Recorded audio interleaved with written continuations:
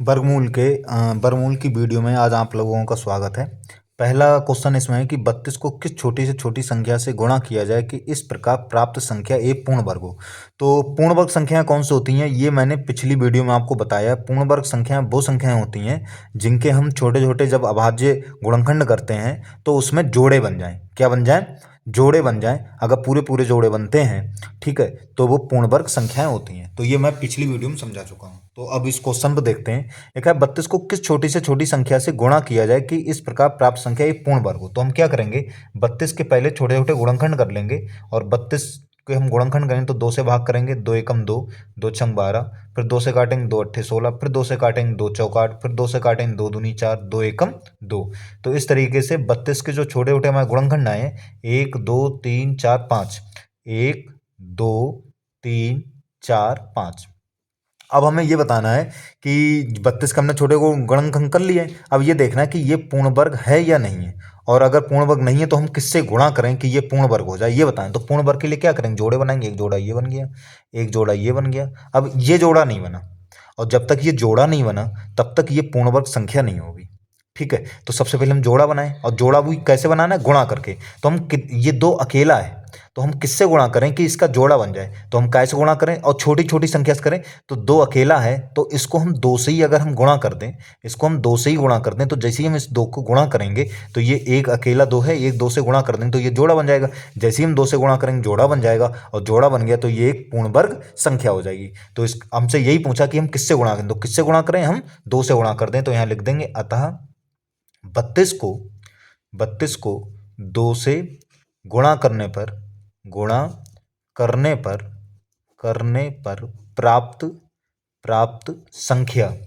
प्राप्त संख्या क्या होगी, पूर्ण वर्ग होगी। प्राप्त संख्या एक पूर्ण वर्ग होगी, ठीक है। अगला क्वेश्चन देखें, पूर्ण वर्ग होगी। अगला क्वेश्चन देखें, 294 को किस छोटी से छोटी संख्या से गुणा किया जाए कि गुणनफल एक पूर्ण वर्ग हो। तो ये भी बिल्कुल वैसे ही है। क्या करें, 294 के सबसे पहले सही है अभाज्य गुणनखंड कर लें। तो लास्ट में 4 है, 2 से भाग हो जाए, 2 एकम 2, 2 चौक 8, 2 सत्ते 14 हो गया। ठीक है, अब 2 से भाग नहीं होगा, 3 से हो जाएगा, 3 चौक 12, 3 एम 27, फिर 7 से हो जाएगा, 7 सत्ते 49, 7 एकम 7।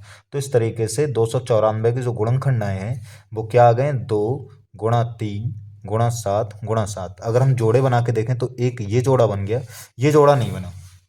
तो जोड़ा नहीं बना तब तक ये पूर्ण वर्ग संख्या नहीं होगी। तो सबसे पहले इसको हमें क्या करना है, जोड़ा बनाना है, और वो भी कैसे, छोटी छोटी संख्या से गुणा करके। तो ये 2 का हम जोड़ा बनाएंगे तो 2 का जोड़ा तब बनेगा जब इसको हम कैसे गुणा करते हैं, 2 से गुणा करते हैं। ये 3 का जोड़ा तब बनेगा जब इसको हम कैसे गुणा करते हैं, 3 से गुणा करते हैं। जैसे ही हमने 2 से गुणा की तो ये वाला जोड़ा बन गया, और जैसे ही हमने 3 से गुणा करी तो ये वाला जोड़ा बन गया, और तो गुणा करने के बाद ये हमें जोड़े बन जाएंगे, और जोड़े बन जाएंगे तो ये पूर्ण वर्ग संख्या हो जाएगी। तो कैसे गुणा कर देंगे, 2 3 मतलब 2 3 6 से हम गुणा कर देंगे। तो यहाँ पर आ जाएगा अतः 294 को 6 से गुणा करने पर 6 से गुणा करने पर प्राप्त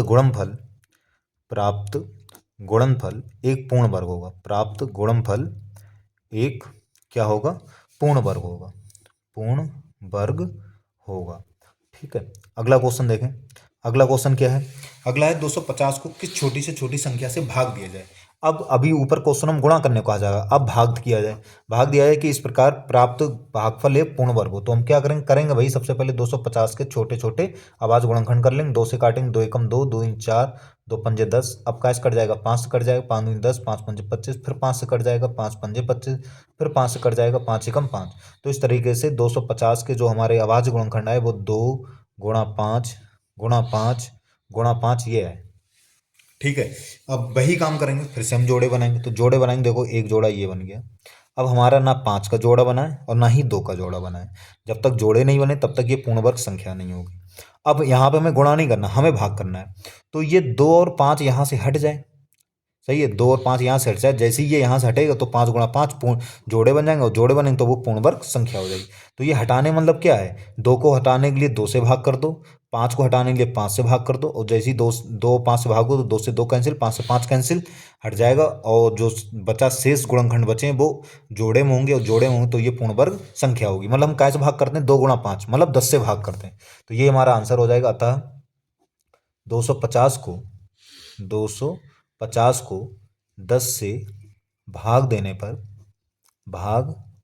पर प्राप्त भागफल एक पूर्ण वर्ग संख्या होगी। एक पूर्ण वर्ग संख्या होगी, आखिरी क्वेश्चन संख्या होगी। अब हम लोग आखिरी क्वेश्चन तरफ पहुंचते हैं। लिखा है 1470 को किस छोटी से छोटी संख्या से भाग दिया जाए कि इस प्रकार प्राप्त भागफल एक पूर्ण वर्ग हो। 1470 के अब हम छोटे छोटे गुणनखंड करेंगे, आखिर में 0 है तो 2 से भाग कर देंगे। 2 सत्ते 14, 2 तियां 6 7, 1 बचा, 2 पंजे 10 हो गया।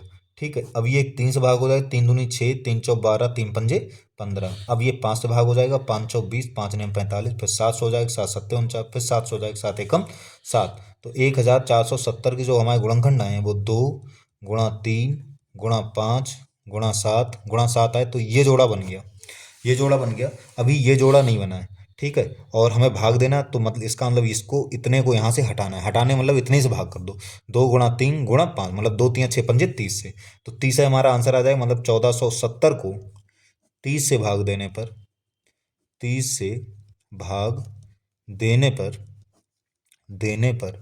प्राप्त भागफल एक पूर्ण वर्ग संख्या होगी। एक पूर्ण वर्ग संख्या होगी। तो आशा करता हूँ सबको अच्छे समझने में आ गया होगा। धन्यवाद।